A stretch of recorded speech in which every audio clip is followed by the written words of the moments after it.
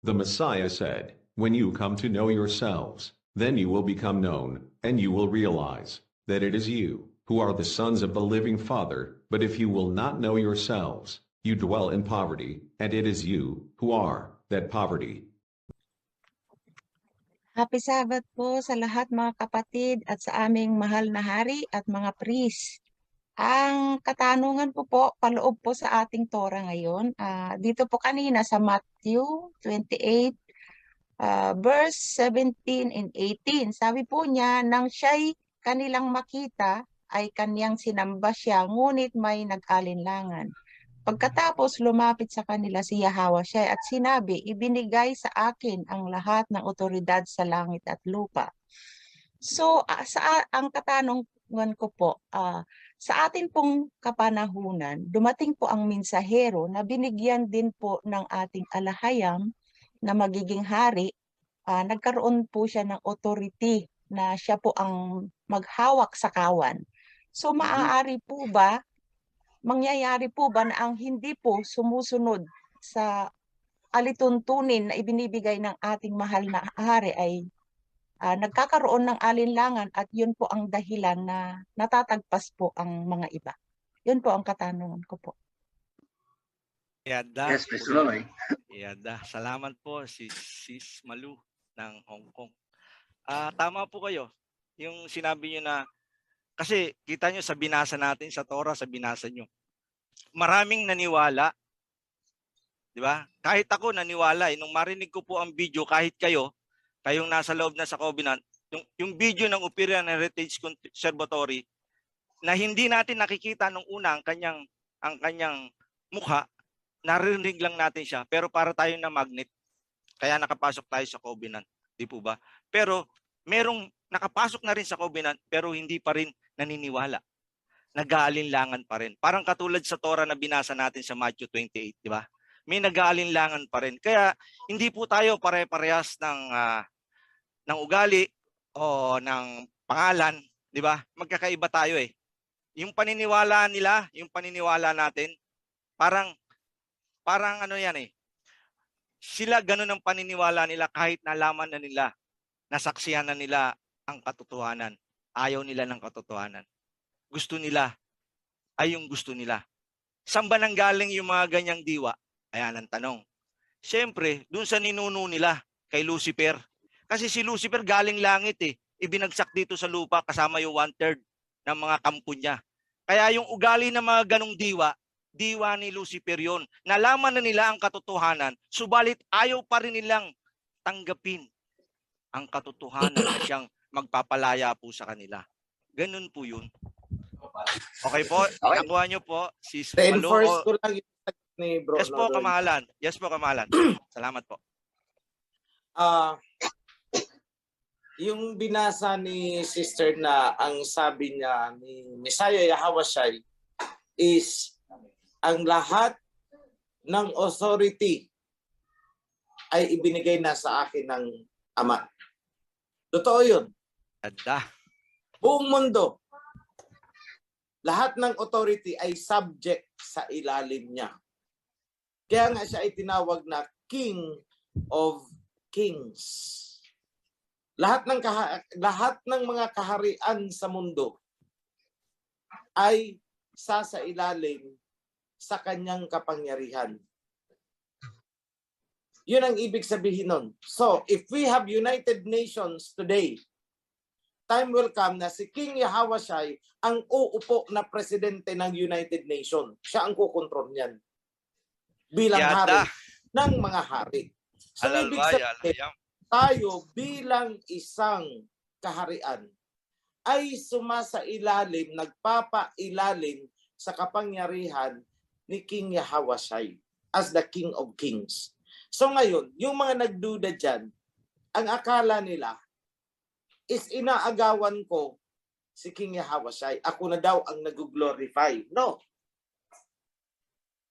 Hindi ko kailanman sinabi na ako ang Messiah at ni hindi ko pakiramdam ang ganun. At ni hindi ko, wala sa kalooban ko, na ako ay tawaging King of Kings dahil nag-iisa lang yan. Si King Yahweh siya yan. Isang kalapastanganan, blasphemy. Yung sa loobin mo ay ikaw ay King of Kings. No. Pero tandaan natin na may sinasabi siya na the throne of David will never be empty. I-revive niya. Dahil pag hindi na-revive yun, wala siyang babalikan. So, ibig sabihin, by the time na bumalik si King Yahawashi, meron siyang dadatnan na king sa throne of David. Kasi ang inaakala natin, si King Yahawashi ang uupo sa throne of David. Hindi po.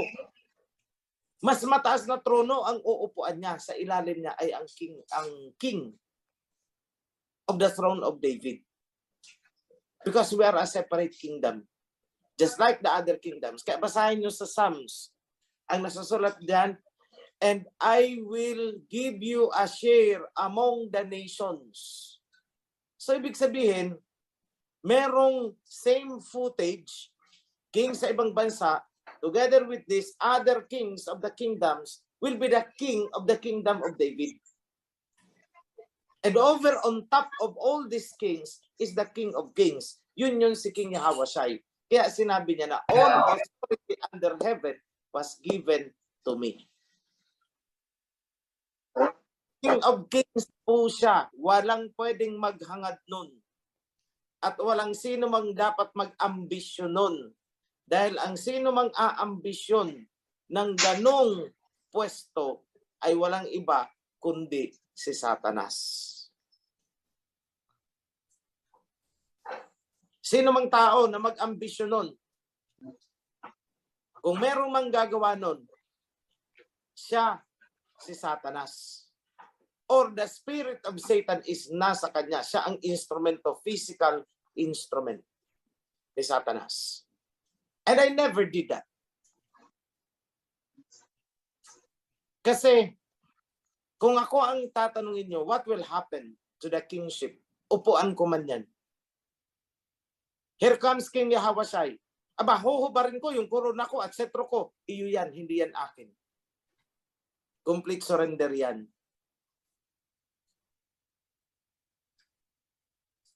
So yun ang hindi naintindihan ng iba. At hindi rin nila naintindihan ang revelation. Lalo na itong the 4 horsemen, hindi nila naintindihan yan. Si King Yahawashi, binuksan niya ang seal. At nung binuksan niya ang seal, lumabas ang unang rider nakasakay sa puting kabayo. Sa rider ng puting kabayo na yun, a crown was given. Pansinin ninyo, 4 na riders. Pero isa lang doon ang binigyan ng corona. At pagdating ninyo sa Philadelphia, sa Revelations chapter 3, mababasa nyo rin doon, pag-ingatan mo ang iyong corona, yung binasa kanina, para walang kumuha nito, walang sumungkit. Panghawakan mo. So noon maling-mali yung sinabi ko noon. Sabi ko, kung interesado ko, inyo na. Kayo na ang magsuot ng corona, kayo na ang mga siwa, kayo na ang mamuno sa OHC. Mali pala. Kasi ngayon, kung akong tatanungin, granting that there is the physical crown, tatanungin ako, may susugod sa akin, gustong sungkitin ang corona, ang sagot ko, ngek-ngek mo. Alam ko kasi ang utos sa akin panghawakan mo ang iyong corona para walang umagaw dito. Bakit ko ibibigay sa'yo? In layman's term, ilang taon ang itiniis ko para dyan. Kung yan ang pag-uusapan. But no.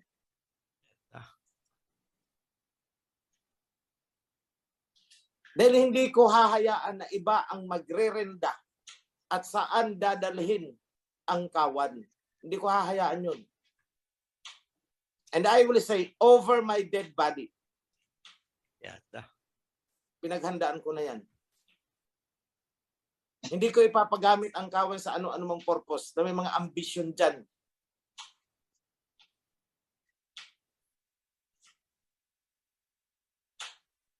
That will never happen. Dahil ang sabi, panghawakan mo ang iyong corona para walang umagaw dito.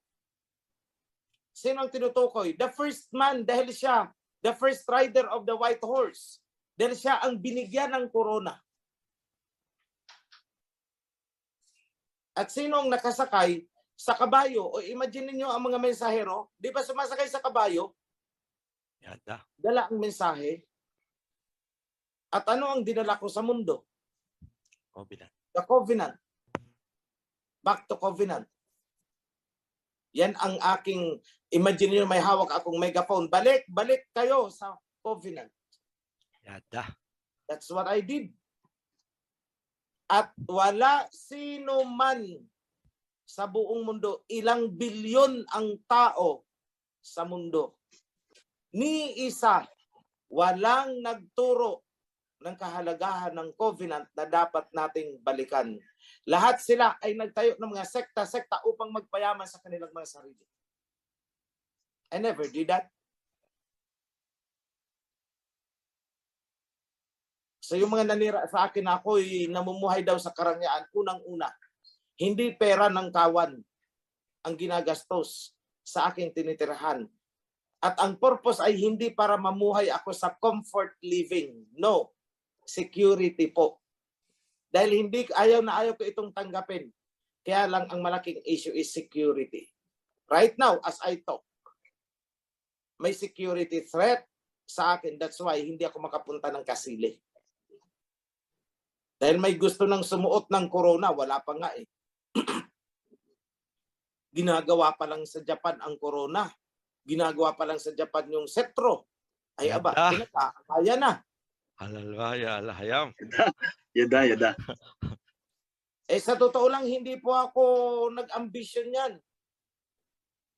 Hindi ko inambisyon yan. Ikaw kaya ang magsunong ng corona na 6 na kilo. Sige, imagine niyo 6 na kilo nakapatong sa ulo mo. Oo nga, ginto yan, pero ang bigat niyan eh. 1 oras pa lang, masakit ang batok mo yan eh. Para kang nagsusunong ng ewan, no? Brother Oasis, tulungan na lang kita. But it has to be done that way. Bakit?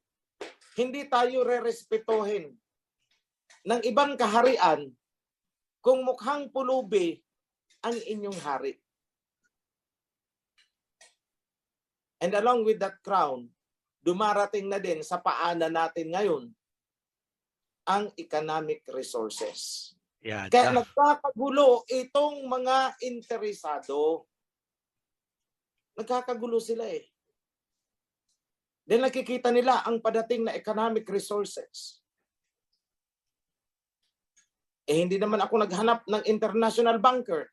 Siya ang kusang lumapit sa akin nung nalaman, ay ito pala ang may hawak ng covenant. Lumapit. Okay, wag na kayong magulat.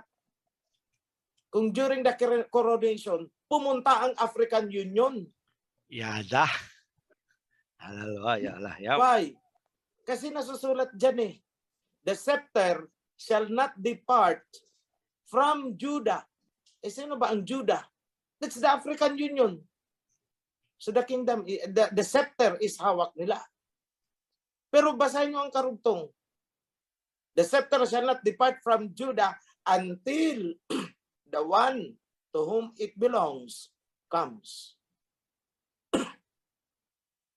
Sino ang dapat humawak ng scepter? Eh di yung binigyan ng corona because crown and scepter ay magkasama yan.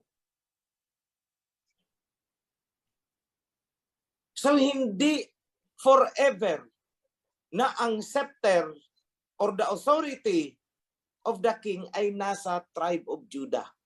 It will be transferred to somebody else outside of the tribe of Judah. At kung gusto ninyong maintindihan yan, balikan nyo ang panahon na binasbasan at inadapt ni Jacob ang 2 anak ni Joseph, Ephraim and Manasseh, na andon ang sagot niya. kung Yan. sino ang magiging king. Analaya. And where are they? Nasaan ang tribe of Manasseh? Nandito po sa ating bansa. Bakit? Tingnan nyo. Pambansang sayaw natin, tinikling. I-link mo doon sa mga tribe of Manasseh na na-preserve nila ang kanilang kultura. That is between the border of China and India. Nandun sila. Na-preserve nila. Doon sila nagtago noon eh. Anong sayaw nila? Tinikling. Tingnan nyo ang suot nila. Parang suot ng mga Ifugao, mga hinabi. Tingnan nyo ang suot ng mga tribo natin. Mga hinabi. Until now. Tingnan nyo ang itsura nila. Kamukhang kamukha natin. Pag tumabi kayo sa kanila, wag lang kayo magsasalita, hindi na natin ma-distinguish kung sino ang Pilipino at sino ang hindi. Salita lang ang nagbago sa atin. But otherwise, height, kulay, ilong, kulay ng buhok, lahat, maliban sa salita, tribe of Manasseh. Doon lalabas ang king. At alam yan ng tribe of Judah na hindi forever sila ang may hawak ng setro. O lahat ng itong mga revelations na sinasabi ko sa inyo, hindi alam yan ng mga sekta-sekta dyan. Kaya nga, hindi nila pinagpursigihan ibangon ang kingdom eh. Kasi hindi nila alam talaga. Kasi wala sa kanila ang covenant. Kasi wala sa kanila ang spirit of the covenant. Kaya hindi nila alam.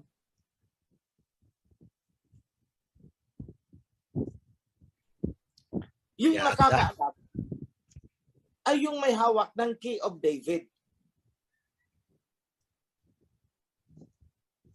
Isa lang yun. Iisa lang ang may hawak ng key of David. Pinagpasapasahan yan eh. The key of David is not a literal key. It is the wisdom. And along with that wisdom is the authority given by Alahaya through the covenant. So pag binitbit mo ang covenant, yun ang magko-confer sa'yo ng authority.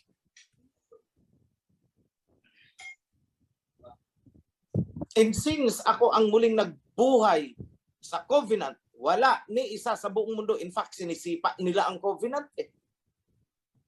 Ako lang ang nakipaglaban yan from the start. And I am very happy to see every one of you na ngayon ay ipinagtatanggol na ang covenant. The covenant that establishes the kingdom ni King Yahawashi. Happy Sabbath. Ito yung ang katanungan niya. Magandang umaga po sa lahat, sa ating mga moderators at lalo na kay Pres Nonoy, lalo na sa ating King Operio. Ang tanong ko po, ano pong gagawin sa burn as? Ano po bang dapat gawin dito? Pwede ba itong gawing panggamot sa karamdaman sakit sa balat? Bigyan lang natin ng nandiyan naman si King OHC. Bro Nestor, yung burn, ano yung burn? Yung ano po yung burn? Burn as po, Pres. Ano Ibig po sabihin yun? yung abo, pwede bang pangagamot ng balat, mga sakit sa balat? Alam nyo po, ito po ang sagot dyan. Ganito po yan. Yung abo, yung galing sa uling, tama po ba? Pag nilagay nyo sa mukha nyo yan, yung puti nyong mukha magiging itim, pero hindi gagamutin.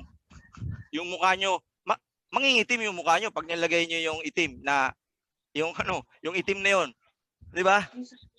Ngayon po, ang kaalaman ko po dyan sa sinasabi nyong abo, eto, kayo at ako ay galing sa abo. Iningahan lang ng Alahyam, nagkaroon ng kaluluwang may buhay. Pero hindi po gamot yung abo. Ewan ko po sa King OHC kung gamot nga ba yan.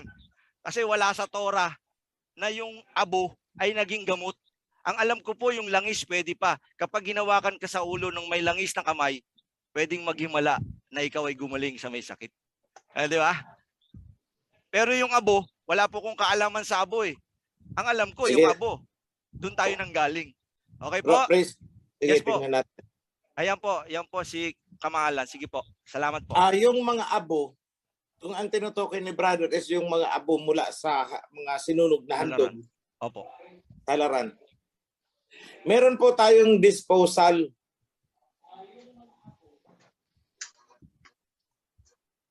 naputol ba ako?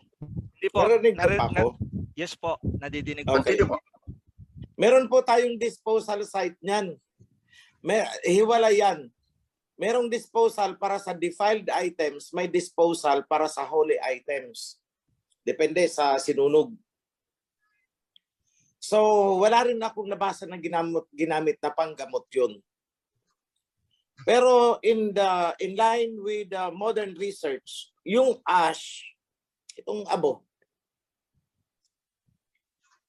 o kasama yung charcoal, pwedeng gamitin bilang detoxifier. Kaya nga meron tayong kapag ikaw ay nalason, yung tinatawag na activated charcoal.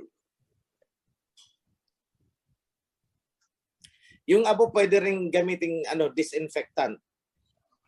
Tsaka mo ilalagay mo, din huhugasin mo pag wala kang sabon.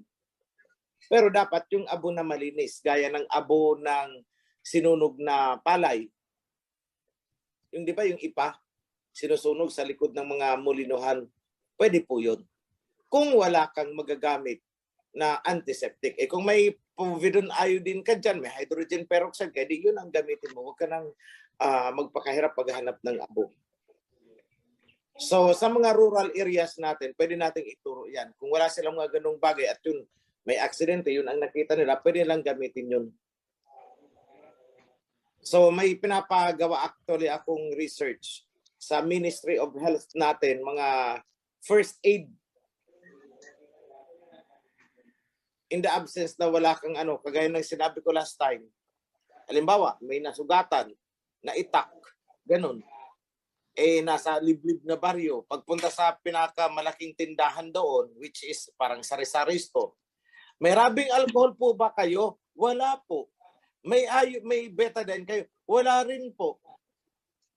Anong hahanapin mo? Meron po ba kayong gin? Yung marka na andun yung may sungay-sungay, meron ba kayo nun? Pag sinabing meron, pwede po. Kasi alcohol po yun. Disinfectant. Kung wala, anduay, ibuhos mo. So balikan nyo, ang The Good Samaritan, anong ginamit? Di ba alak, pinanghugas sa sugat? Yada. So yan lang po. Ang sagot ko doon tungkol sa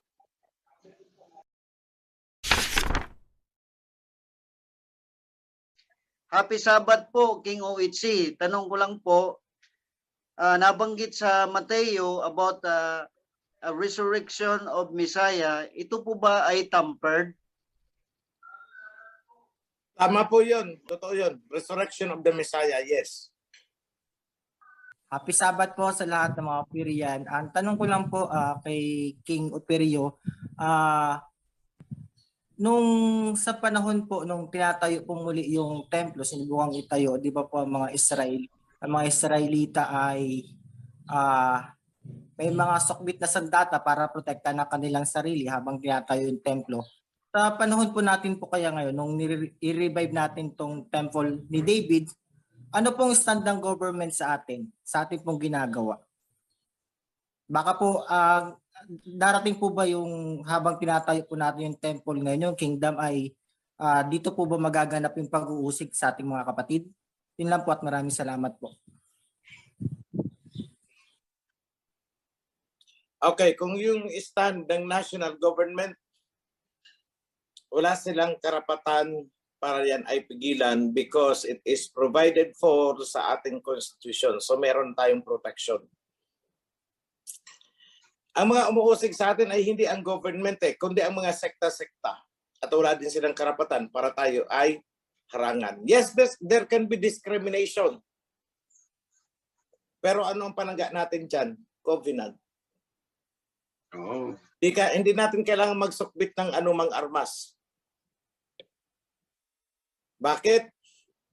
Kung protection ang gusto natin, napaka physically tayo ay lusubin, ganun.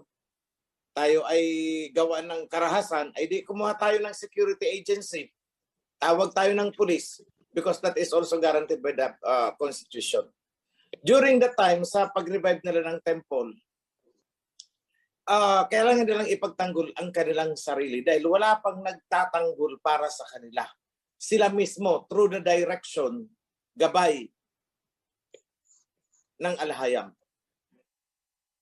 So yan po ang kaibahan. So we have a better chance to revive the kingdom today because under the IPRA law, pwede kang mag-declare an autonomous government based on your culture as ancestral people. Yan po ang ini-invoke natin ngayon. So ang bakbakan is on principles as to the application of the law. But even in the United Nations, hindi tayo pwedeng harangan. Bakit? Nasa charter kasi yan ng United Nations, giving us the chance to revive our heritage. And that is the kingdom, the heavenly kingdom.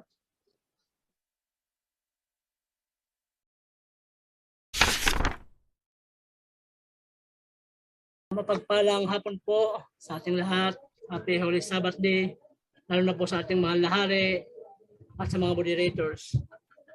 Dito po ako kuha sa aking katanungan, sa aking babasahin. May pong papahintulutan sa Daniel 9 verse 27. Ang haring ito ay gagawa ng isang matibay na kasunduan sa maraming tao sa loob ng isang linggo. Pagkaraan ng kalahating linggo, patitigilin niya ang paghahandog. Ilalagay niya sa itaas ng templo ang kasuklam-suklam na kalapastanganan. Mananatili ito roon hanggang wakasan ng alahayam ang naglagay nito. Ang aking pong katanungan, pag ang ating bang templo ay itatag na, itayo na, yung po ba yung hudyat na ititigil na yung pagpasok ng mga tupa sa kawan? Yun lang po ang aking katanungan. Yes Okay. po. Unahin ko yung ipapatigil. Binasa mo na yung ipapatigil ang paghahandog. Ito ang tanong ko. Sino ang may sabi na ipapatigil? Kasi may nasusulat dyan sa Biblia na ang pagpapatigil na tinutukoy na mag-ititigil ang mga paghahandog ay hindi po si King Yahweh o kaya si Aba ang nagpatigil, kundi ang mga Romans. At kasamahan doon si Pablo. Tingnan yung propaganda ni Pablo, wala na daw ang paghahandog. Kasi daw ang lahat ng handog ay ang Misaya na. Ginawa nilang handog ang Misaya. Kinatay ang anak, inihandog sa ama. Ganun ang ginawa nila eh.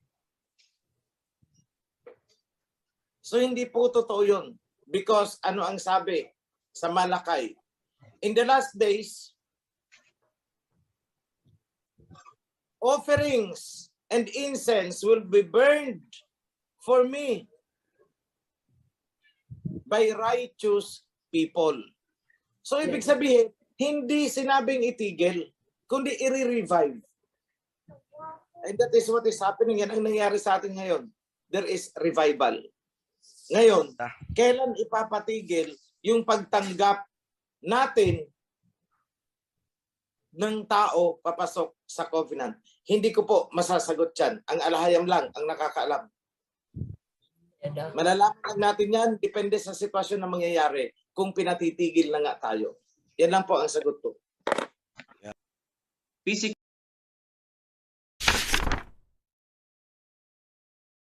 po ba babalik ang Misaya or spirit lang? Salamat po mga kapatid.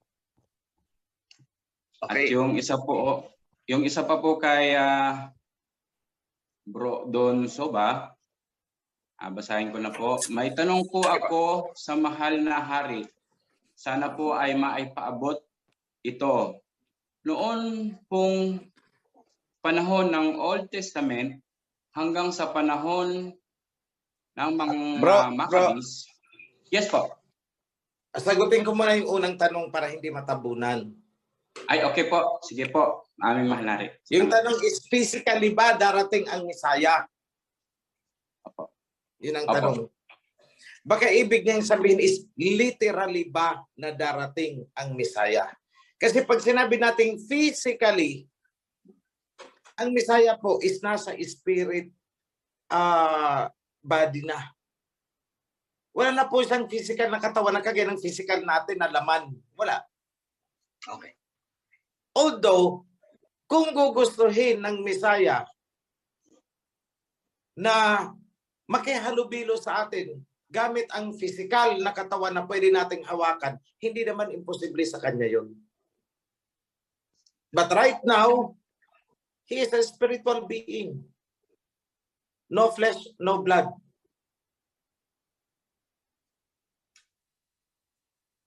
At yun din ang magiging transformation natin. Because this body is corruptible. Talagang magdidecay ito. Wala tayong magagawa dito. Kaya ano ang sabi niya? Your body will be changed into a different substance. At anong sabi niya doon sa pagiging born again? No blood, no flesh can enter the kingdom of heaven. So anong meron tayo ngayon? Heavenly kingdom. Pero hindi pa tapos ang proseso. Sa pagbalik ni King Yahushua, upon proclamation of the kingdom, na i-accept niya na as His kingdom, we will be transformed into a no flesh, no blood. Para tayo ay umabot doon sa sinasabing, you will be alive, buhay kayo to eternity. Alam naman natin na itong flesh natin ay walang kakayahan para mag-eternity. Nakuha niyo po? Yes. Po, po, manari. So, second question. Ano yung tanong? Noon pong panahon ng Old Testament hanggang sa panahon ng mga Maccabees, wala pa pong synagogue. Pero pagdating sa mga aklat na nina Matthew or sa Four Gospel, may synagogue na po. Tanong ko lang po, ano po ang purpose ng mga sinagogang ito at sino po ang nagtayo nito? Mga Israelites po ba? O yung mga nanakop sa kanilang mga Greek at Romans? Salamat po. Yun po aming Okay. Okay. Yung structure na tinawag sa New Testament na synagogue ay existing na kahit noon pa. Ang tawag dyan ay tent of meeting sa Old Testament. Sa New Testament, tinawag na synagogue.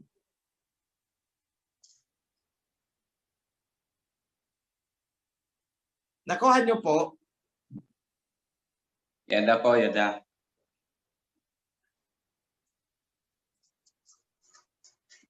So existing na po yan, iba lang ang tawag noon. Tent of meeting ang tawag noon. Sa New Testament, nung i-concrete na nila yan, naging concrete na, concrete materials, hindi na yung parang tolda-tolda, ang tawag na ay synagogue. Doon nagtitipon-tipon. Kahit baga si Messiah Hawashai ay pumasok sa synagogue. Kaya lang, ang synagogue ay ginamit din ng mga synagogue of Satan na tinatawag. Sila na ang umukupa doon. Yan ang pangyayari sa history. Yung synagogue na dapat sana ay mga Hebrew Israelites, ang gumamit na ay mga Japhetites. Kaya tinawag na synagogue of Satan. Pero yung building noon na pinasukan nila ay yung pa rin naman. So when we think of the synagogue, maganda siguro wag yung isipin na yung literal na physical na building, but rather yung occupants. Yun ang tinutukoy dyan.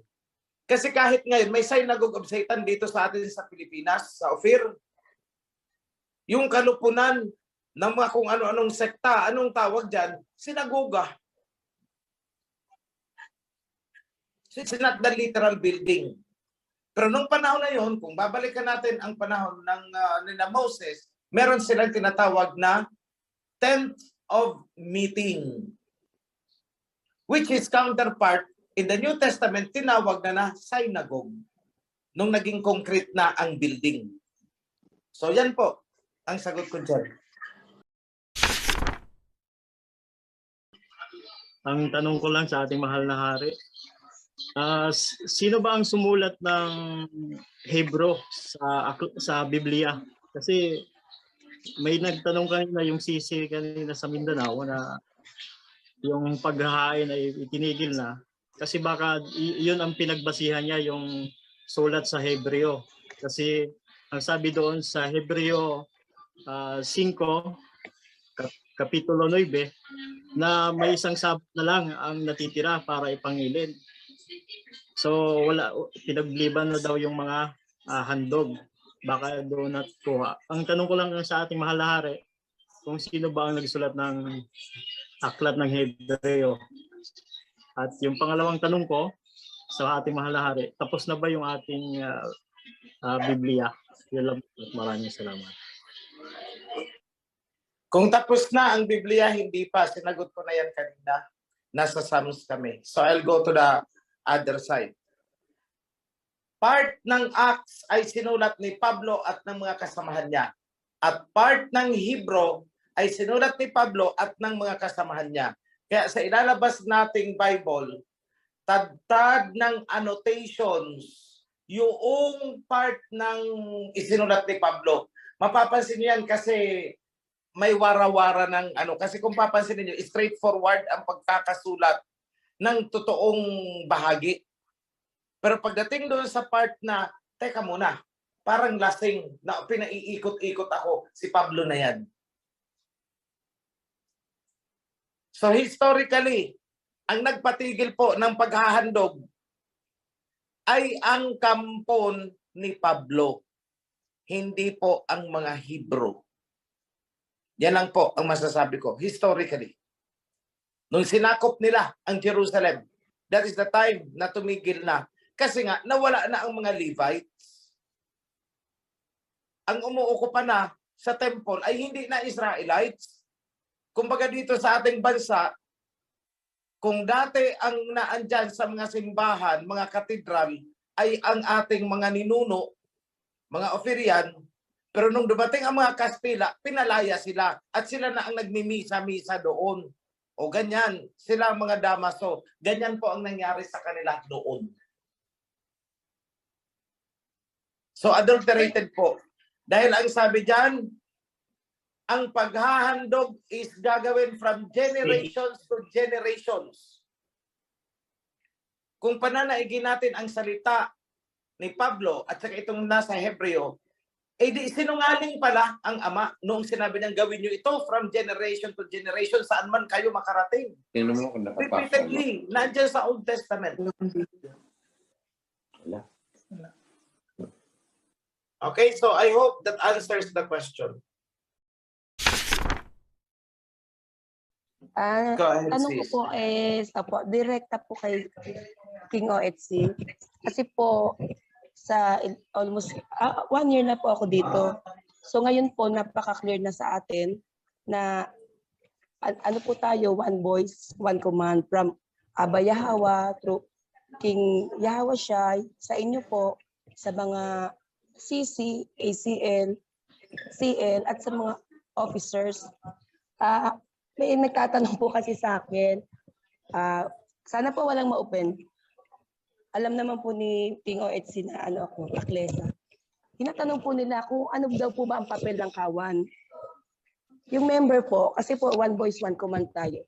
So parang ang lang nandun sa bottom line is, nandun sa officers ang dulo. Ang tanong po is, ano po ba ang papapili ng kawan? Special po ba sila? Kasi sabi ko sa kanila, special kayo. Kasi pagsisilbihan namin kayo. Tama po ba yun? Hello po. Yes. Ano ang papel ng kawan? Actually, kung naiintindihan nila ang covenant and laws, hindi nila kailangang itanong yan. Opo. Kaya lang po Kasi talagang nasusulat dyan, blessed are they who obey my commandments, for they shall enter into the gate of the kingdom of heaven.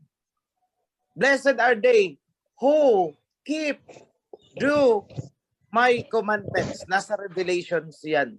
So ano ang role? Obey and keep the commandments, the covenant. Yan ang role. And kapalit ng pagsunod sa covenant, ano naman ang pangako ni King Yahweh? All these things will be added unto you. Isa pang napakagandang sagot. I will give you the crown of life, eternal life. Ano pang isang kapalit? Sa temporal na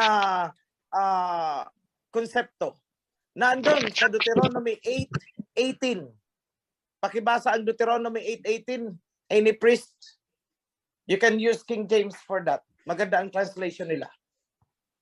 Para malaman kung ano ang role ng kawan. Nasabi ko na ang isa, obey the commandments. Yan ang role natin. Wala naman tayong magagawa eh. Tagasunod. And in return, kapalit ng pagsunod, na andun ang pangako. Deuteronomy 8:18 at ang iba nasabi ko na, the eternal life. Please no use King James. Yes po, yes po. Please. Sa Tagalog po, sabi po dito sa King James Version, ito po ang sabi.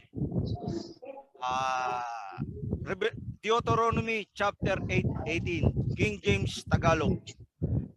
Ngunit alalahanin ninyo ang Yahweh ninyong alahayam, pagkat siya ang nagbibigay sa inyo ng kakayahang magpayaman upang patunayan ang kanyang tipan na ipinangako sa inyong mga ninuno, gaya na nangyayari ngayon. Purihin ang alahayam sa kanyang Torah. Iyada. Yan po. Salamat po. Deuteronomy 8:18. So ano ang role? Tagapagmana ng kayamanan. Bakit tagapagmana? Kasi yun ang covenant. Bahagi yun, I should say, ng covenant. So kailangan nating sumunod bilang tagapagmana at bilang bahagi ng kingdom. So ganun lang naman simple kung sasagutin ko ng straightforward yan. Obey, bind yourself to the covenant, obey the commandments inside the covenant. Kapalit noon, yan, binasa ni Bro Nonoy, and ang iba sinabi ko na kanina, you will be given the eternal life in the kingdom. So I hope that answers the question, Sis Raquel. Palang oras po sa lahat mga kapatid. Dinig po ako. Yes, go ahead. Okay. Opo. Habang nakikinig po ako sa mga kasagutan sa mga naunang tanong po, parang may nag-pop up lang po sa aking isip. At gusto ko pong malaman mula po sa ating Bro Oitzi, ating mensahero at ating hari, kung yung bang panahon na dumating si ating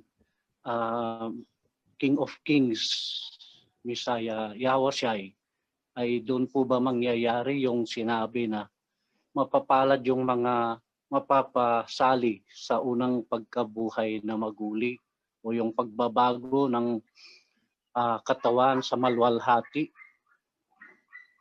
At yung mga hindi nakaanib pa sa covenant sa panahong yon ay maaring kumilala pa sila pero hindi pa sila o parang hindi pa sila o hindi na sila mapapasali sa ganong kalagayan hanggang dumating yung huli na yung paghuhukom po. Nais ko lang pong maliwanagan po kung ganon po kaya. Yun lang po. Bro, sorry, nag-drop ang linya ko kanina. Pakiulit nga po yung tanong.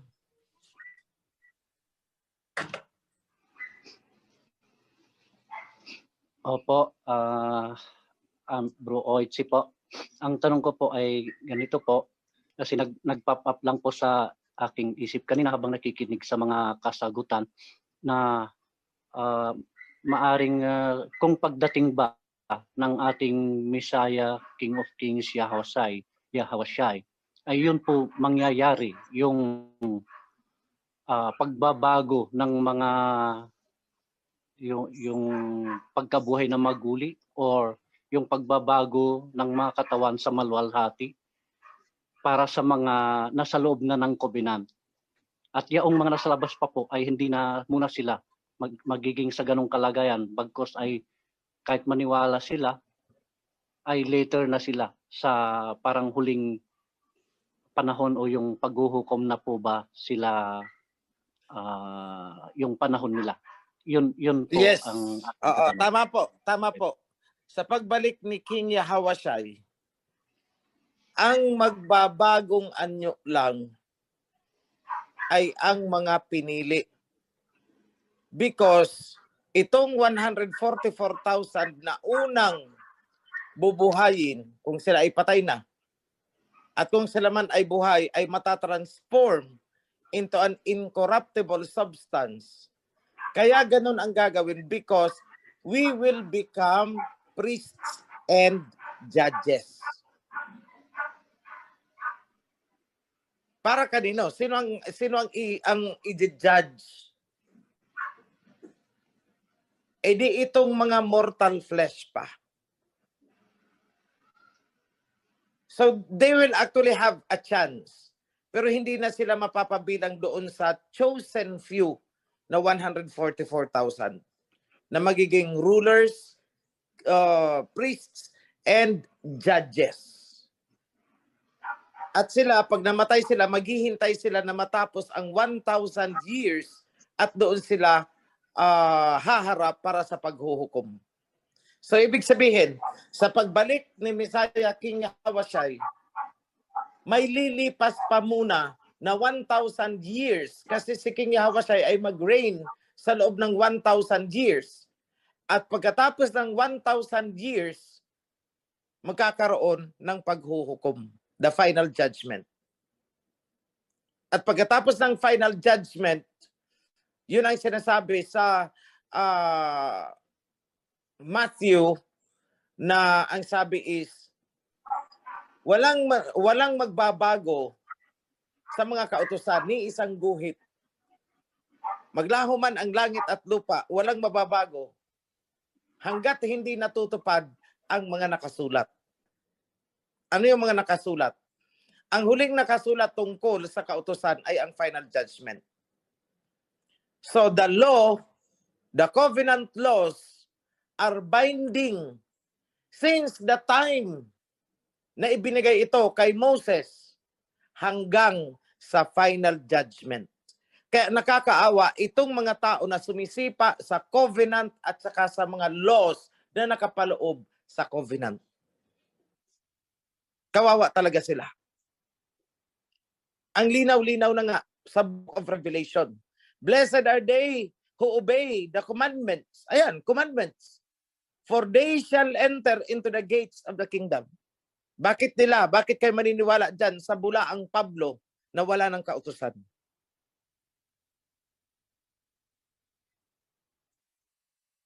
So yan lang po. I hope I answered the question and with addition yung tungkol sa kautusan. Tama po yung sinasabi mo, bro. Darating si King Yahawashi, yung 144,000, kung buhay ang 100,000 kunwari, it will be transformed into an incorruptible substance. Sabi na incorruptible flesh. Flesh pa rin, pero incorruptible. Then, yung mga patay ay bubuhayin. Kung bahagi ng 144,000. Ang purpose is to render judgment and become priests para sa 1,000 years na paghahari ni King Yahawashi. Pagkatapos ng 1,000 years, magkakaroon ng great final judgment. Yan po. Magandang hapon po, De. May tanong po ako sa ating Haring OHC. Ang Bibliang ni-revise po ba natin ito ba ho ay Tagalog o English? Kaya ko tinatanong to dahil sa aking mga anak, hindi sila makapagbasa ng Tagalog kung di English at saka sa mga apo ko po. Marami pong salamat, Brad, sa aming coordinator at sa aming Haring OHC. Yeda, English po ang piniprepare namin. Then later on, we will come up with Tagalog version.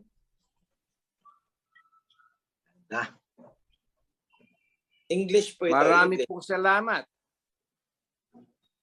Welcome, bro. Opo.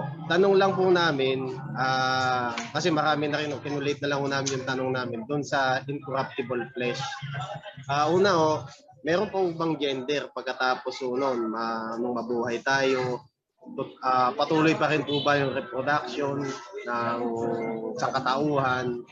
At saka mag-aasawa pa rin po ba yung mga tao sa kabilang buhay? Yun lang po yung tanong namin. Okay. Bro. Hintay lang. Okay. Narinig din ako. Opo. Ang siguro Opo, ko, ang pinakamagandang itanong mo, pa rin ba? Yun po. Opo. Yun po. Direkta, mas madali tayo magkaintindihan. Yes, yes. Opo, tama. The answer is no. No more. No more. Kasi hindi na kayo manganganak eh. Wala man partido doon, walang doktor, walang hospital. Paano kayo manganganak?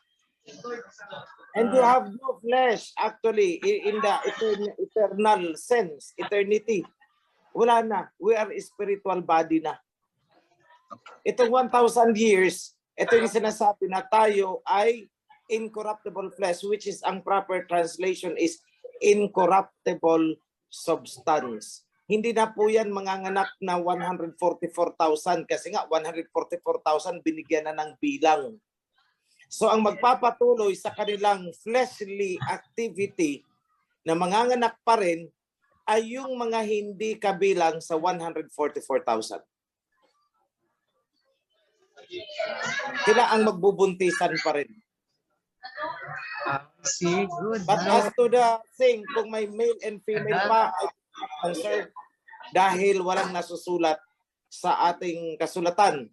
Kung retain pa rin ba ang pagiging babae, pagiging lalaki, pero ang sabi dyan is you will be as angels. Pero pag sinabi natin as angels, may nakasulat naman dyan na angels are masculine, lalaki. Puro lalaki na. I hope that answers. Insofar as what is written is concerned, ganyan po.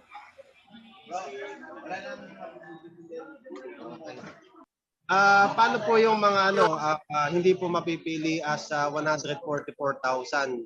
Bale na mananatilig buhay sa pagdating ng Misaya o doon sa New Era. Yung po bang mga maiiwang buhay, mga kagaya pa rin ba siya ng mga tao kagaya natin ngayon? Yes, pa rin. Kagaya ngayon. Walang magbabago sa kanila. Clear. Okay, clear. Tapos yung pong mga gaya natin, halimbawa ako, mamatay ako. Sa next 1,000 years na po ako mabubuhay. Hindi. Kasi bahagi ka ng 144,000 na magiging priests and judges to reign for 1,000 years with the Messiah. Yan ang nasa Book of Revelation.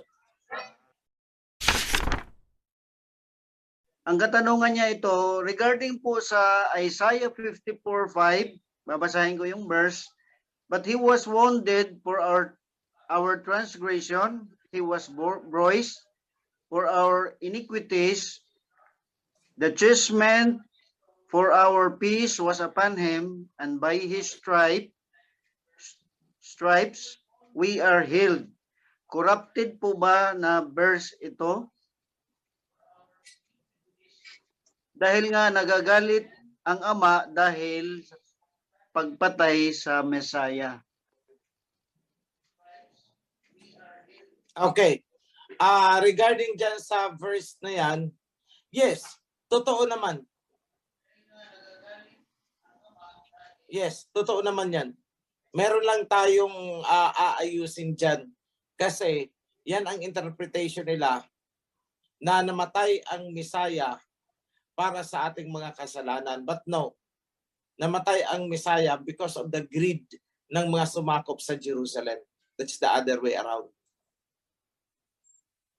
Titingnan namin ang buong context niyan kasi wala pa kami sa Book of Isaiah. Nasa Psalms pa lang kami. But in advance, I would say na kung talagang ang purpose ng Ama ay ibigay ang kanyang anak para gutay-gutayin, para maipagpatawad ang kasalanan natin, ay maling-mali po yun. Hindi po totoo yun. Dahil ang nasasabi dyan, ibinigay niya, pinapunta niya ang kanyang anak upang pagharian ang inheritance na ibinigay niya sa kanyang anak. At yan din ang sinasabi ni Prophet Joel na salita ni King Yahawashi. May Jerusalem, may Israel is my inheritance. At bakit siya namatay nung pumunta siya doon? Kasi nga, nasasakop ang Jerusalem. So ang pumatay sa kanya ay sina Herodes, sina Pilato. At yan ay sinasabi sa Acts 4:27. So kung hindi natin i-correct ang context ng buong Bible, mapapaniwala tayo sa doktrina na ang purpose ng kamatayan ng Mesaya ay para sa kapatawaran ng ating kasalanan. Ito ang tanong, wala bang kapangyarihan si King Yahawashi na magpatawad ng ating mga kasalanan kung hindi siya magpapakamatay? Kailangan niya pa talagang magpakamatay para lang maipagpatawad ang ating mga kasalanan? No. Kasi buhay pa nga lang siya, anong sabi niya doon sa mga ginagamot niya? Your sins has been forgiven. Kung kailangan pala ang kamatayan niya, bakit kasi sinabi na your sins are already forgiven? Buhay pa siya. Sana sinabi ni Mesaya Yahawashi na pag namatay ako, your sins will be forgiven. Hindi, outright. Your sins are already forgiven. So ibig sabihin, yung kamatayan na idinidikit natin sa kapatawaran ng kasalanan natin is kalokohan. Kasi may kapangyarihan si Mesaya Yahawashi na ipagpatawad ang ating mga kasalanan. Hindi na kailangang magbigti sa cross. Di po ba? So hindi totoo. We have to correct the whole context of the Bible based on the words of the Messiah himself. Your sins are already forgiven. Sana sinabi ng Messiah, pag namatay na ako sa cross, that is the time your sins are forgiven. Kailangan ko munang mamatay, ha, anak. Kailangan ko munang mamatay para maipagpatawad ko ang iyong kasalanan. Walang sinabing ganun ang Messiah eh. Outright, ang sabi ng Messiah is, your sins are already forgiven. Kaya nga, nagpupuyo sa galit ang mga Pariseo. Blasphemy daw, blasphemy. Di po ba? Balikan nyo ang salita ng Messiah. Doon nyo makikita ang katotohanan. Na hindi niya kailangang mamatay para maipagpatawad lamang ang kasalanan ng mundo. That is doktrina di pataranta.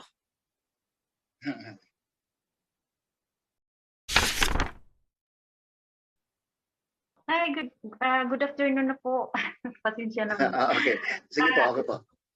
Yeah, excited lang po ako at nandiyan ngayon si Bro HC at gusto ko lang magtanong ng content. May ano lang po kasi ako dahil para sa akin po yung di po ba mayroon na tayong gawin ng ating mga bilang isang heritage po yung yung pagsusunog po natin ng yung paggawa ng mga pinagagawa sa atin ng ating Aba from generation to generation. Ito po yung pagdating po ng new moon natin is talagang po natin yan na gawin. Parang ipinag-utos po sa atin yan na gawin na magsunog tayo it does kasi kami dito sa Hong Kong, we have no place para magkita-kita kami sa isang lugar na bahay-sambahan. Kumbaga, nandun lang kami sa isang mga liblib lang na lugar na pwedeng na andun may puno na pwede kami makapagsunog ng ano lang po kasi yung pwede namin sunugin po bilang isang ano lang po yung mga herbs lang po na itinanong po dati sa priest kung ano po yung pwede namin i-offer. Magsunog lang po kami ng mga insinso. Yung po ba ay sapat na gagawin namin na magsunog po kami ng insinso pagdating po ng new moon para bilang isang pasasalamat sa pagdating ng yung araw mismo ng new moon na yan. Yun lang pong tanong ko. Thank you, Sis Grace. Long time no hear, long time no see. Yeah. Ganito, sis. Hindi naman naghahanap ang ama ng bagay na alam niyang hindi natin kayang ibigay. So, burning of incense for the new moon commemoration natin is enough dahil sa situation ninyo dyan. Wala naman kayo makukuhaan ng tupa dyan. You have no place. You are a foreigner in that land. Technically, biblically, you are a foreigner in that land. So, maintindihan ng aba yun. Don't worry. Now, be one in spirit doon sa mga nakakapag sagawa ng pagsusunog during the new moon. So, yun ang importante doon.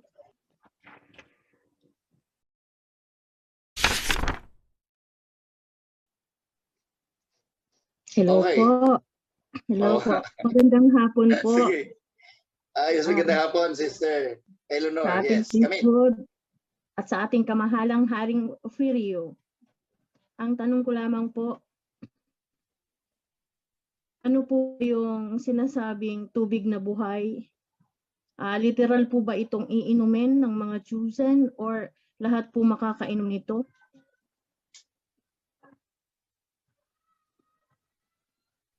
Hello, sis. Maray na aldaw sa Indugabos. Maray na aldaw, ma'am po, sa mong kamahalang Haring Ofirio. Ganito, mahabang topic actually at kasi isa yan sa kinorek namin sa sa version natin. Na ang sinasabi kasi ni King Yahawashai, ni Messiah Yahawashai is kung natatandaan niyo yung doon sa kausap niya yung Samaritan woman sa may balon, na ang sabi ng Samaritan woman, siya daw ay Samaritana. Pero ang kanyang forefathers daw ay si Jacob. So kung si Jacob ang kanyang ang forefather, din hindi siya Samaritan.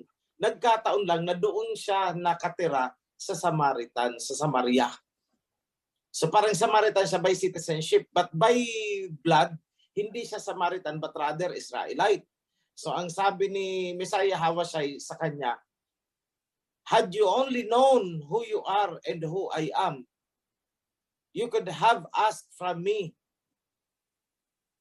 a drink of the living water and thirst no more. So kung tatagalugin ko, ang sabi ni Messiah Yahawashai, kung kilala mo lang sana ang sarili mo at kilala mo ako, sana ay nakahingi ka sa akin ng tubig ng buhay at hindi ka na mauuhaw ulit. Kasi kaya sinabi ni Messiah Yahawashai yun kasi alam ng Messiah na itong babaeng ito ay Israelite.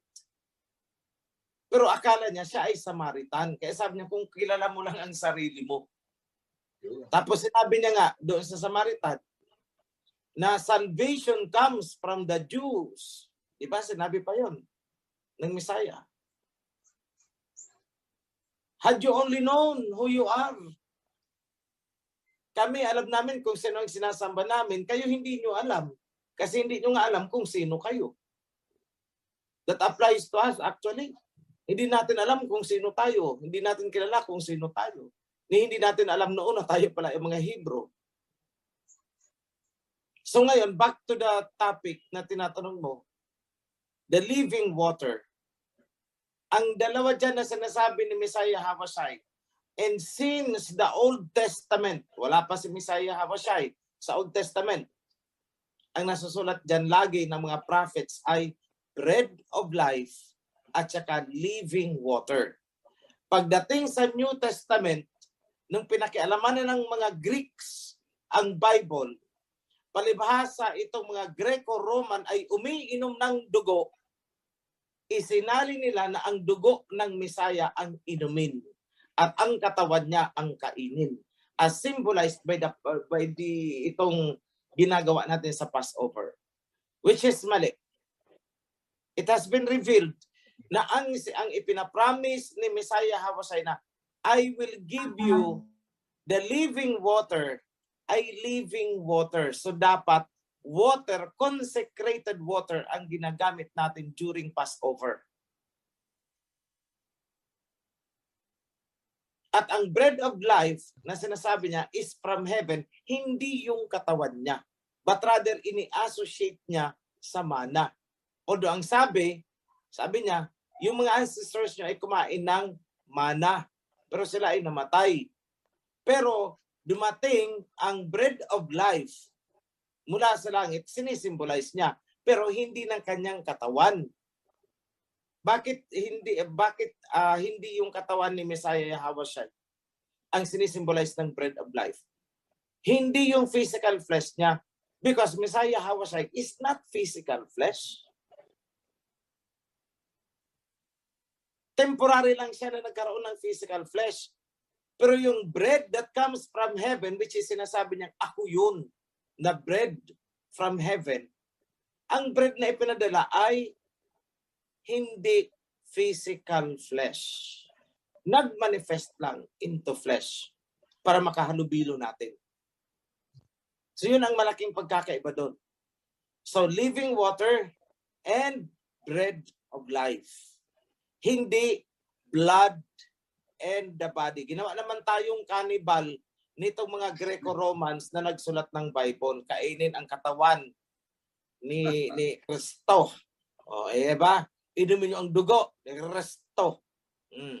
Ginawa tayong mga cannibal at mga vampira. Pero pinaiinom tayo symbolically, pinaiinom tayo ng dugo. So, follow up lang po, Kamahalan. Follow up ko lang pong tanong, Kamahalan. Go ahead po. Go ahead, sis.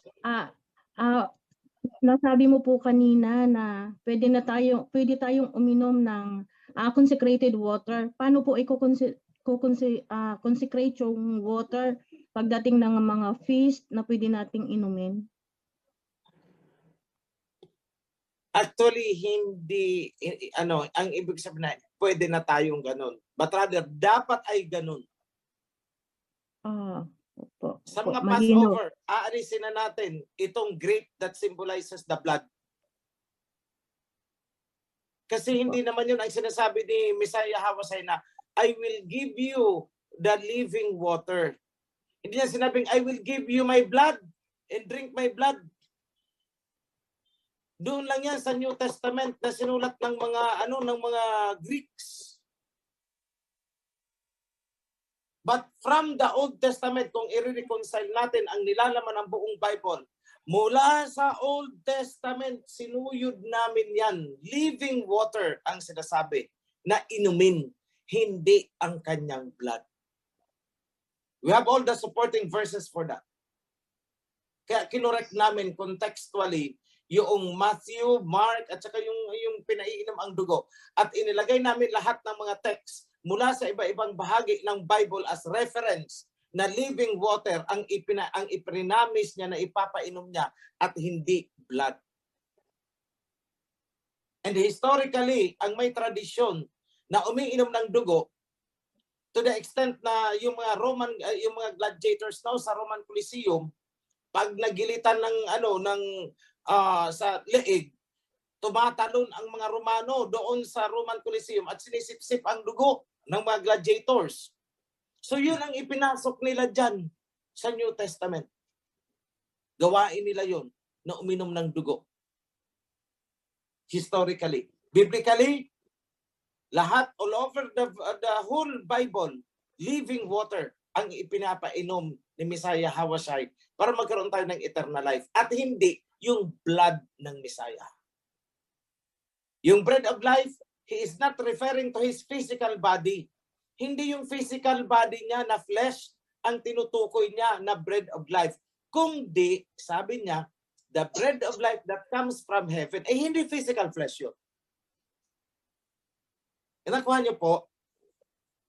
Sabi niya, I am the bread of life that came down from heaven. Ang tinutukoy niya doon, yung siya, bago pa siya naging flesh. Kasi sa heaven, walang flesh. So he is the bread of life. And he is not referring to his flesh body. So yan po ang major changes na gagawin natin. Bread of life and living water. Laging magka-partner yan. Elsewhere, buong Bible.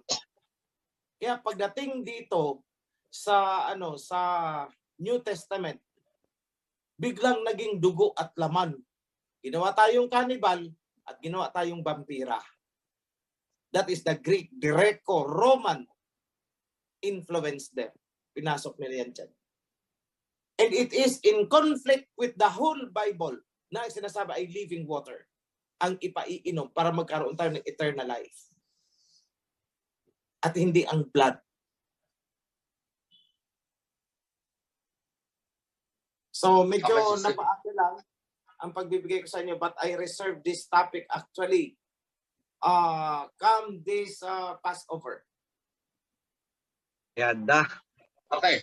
Maraming salamat, Sister Leonor. Okay na po? Okay po. Malinaw na malinaw po. Maraming salamat po, kamahalan naming Haring Opirio. Mahal Hari, King Oichi, please, for your parting words. Not so much of a parting word, but rather a blessing. Yes, blessing. Yes. Thank you very much for that correction. Yes, blessing words. Be blessed sa inyong lahat. From the priest down to the chapter leaders, board of elders, lahat-lahat down to the kawan, to the grassroots. Be blessed in the name of King Yahawashi and Abba Yahawa. Hallelujah. Hallelujah. Yada.